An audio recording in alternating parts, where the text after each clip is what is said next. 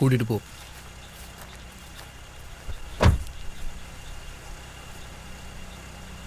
கண்ணமேரன்கிட்ட தகவல் சொல்லிட்டேனே, அவங்க பையன் அர்ஜுனை பார்த்துப்பான்.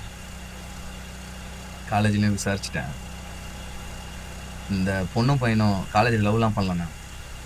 சும்மா போகிறது வர்றதுன்னு ஃப்ரெண்ட்ஸாக தான் இருந்திருக்காங்க. அதுக்கு சும்மா விட்டுற முடியுமா?